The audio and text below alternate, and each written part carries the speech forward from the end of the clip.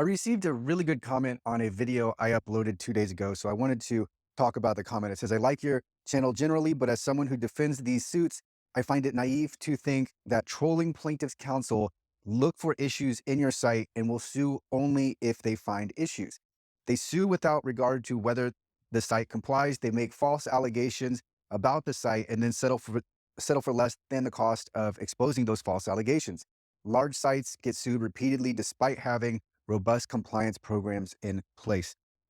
Okay, so, and for context, in the video, I talked about my ADA compliance course, and this course tells you how to find and fix the most commonly claimed issues in website accessibility litigation. So I think what this comment is getting at is that it's naive to think that plaintiffs' lawyers are actually looking for accessibility issues.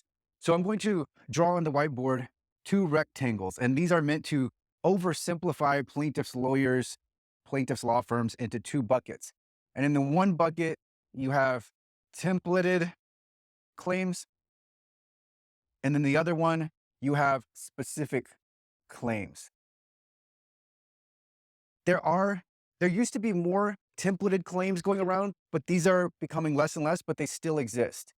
More often now, and this is in large part due to the increased scrutiny that plaintiffs' lawyers are facing, we see very specific claims. And in fact, you will have screen recordings, you will have screenshots, you will have WCAG success criteria referenced. These more and more complaints are headed in this direction. But if even without those, you do have claims that are specific to the website.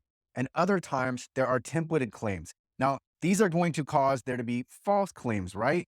Because we have, let's say, 1, 2, 3, 4, 5 claims, and these claims are the same no matter what the defendant's website is. So sometimes there are lucky claims. And when I say lucky, I mean it just so happens that they name an issue that exists on the website.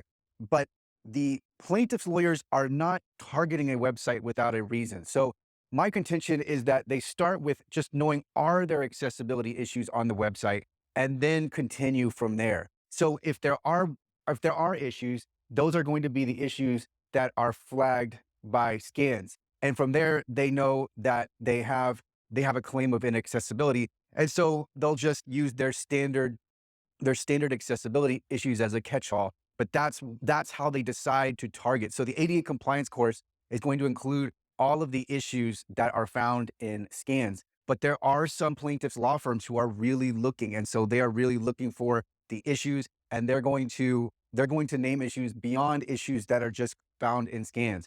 And so the ADA compliance course is going to include these specific claims, because I've looked and they really just, they start to recycle after a while. And it really is, I say 15 plus because it's mainly 15. And if you really want to condense it down, it gets to 10. And what I think happens is you get to some of the more remote issues when it's obvious there are accessibility issues. And then at that point, the plaintiff's law firm is just painting a story. So do I think that all law firms are going onto websites and evaluating those websites? No, I don't.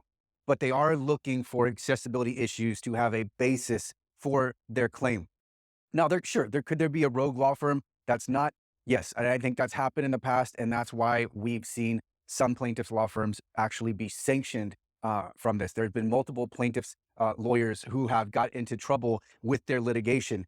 But I think now there is a basis because the law firm knows there are accessibility issues. But keep in mind, if someone's using templated claims, this is low effort, right?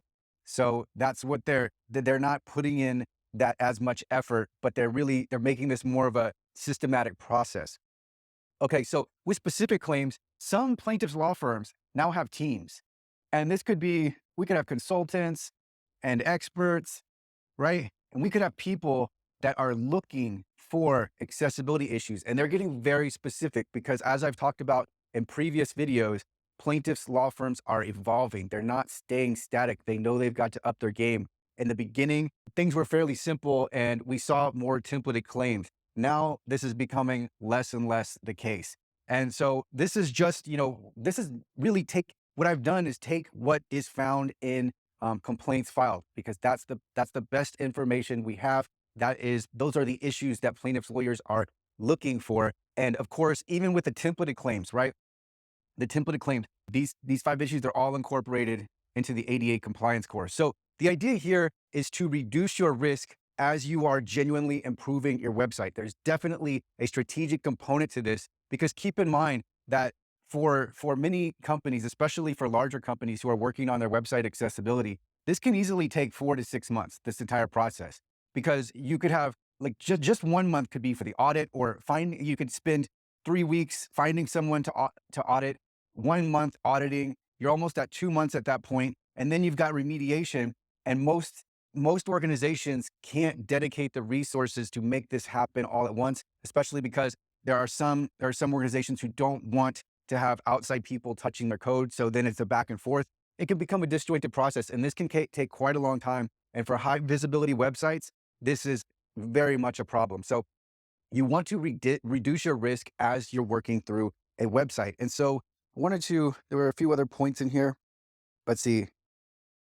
Counsel will look for issues and sue only if they find issues. So I haven't seen, they sue without regard to whether the site complies.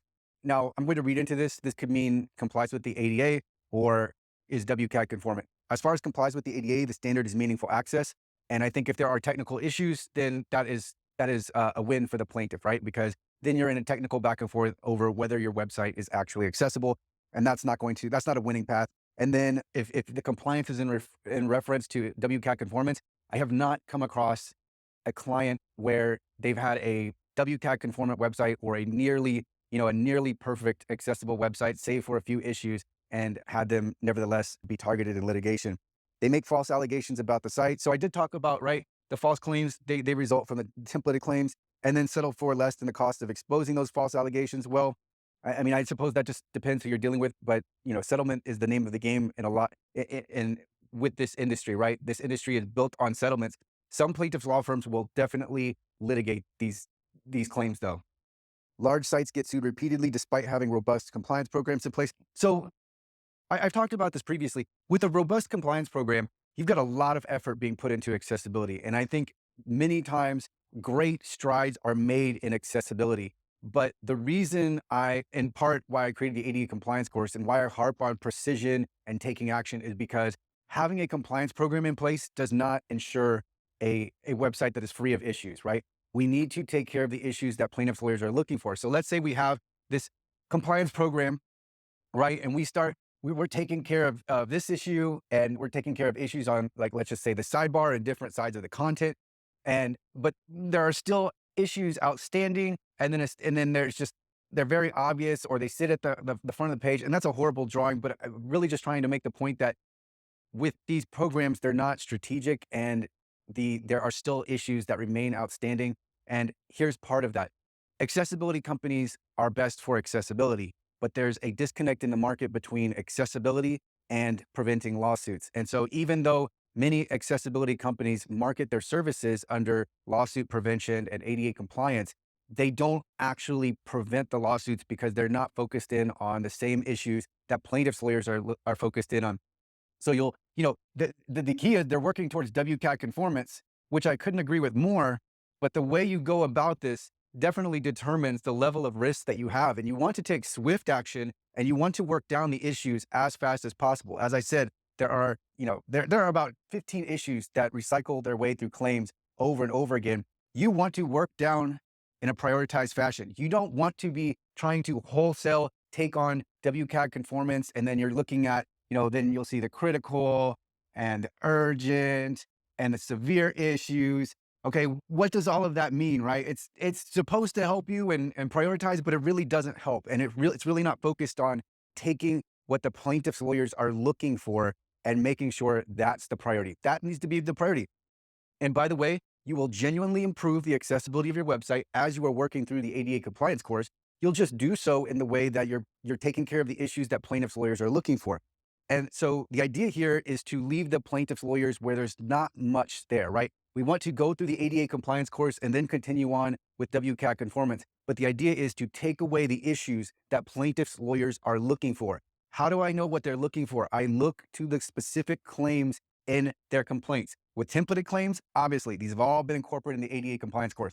You want to get to the point where plaintiffs don't have anything to go after. So your website it isn't attractive. It isn't something where it's like, yes, I've got to, that's something I want to target. There are obvious accessibility issues. You want to take care of those. You want to take care of the issues that could create a barrier to access. When you do that, the more and more issues you take care of, the less and less likely it becomes that you get sued until you really virtually eliminate that risk because you've taken care of everything.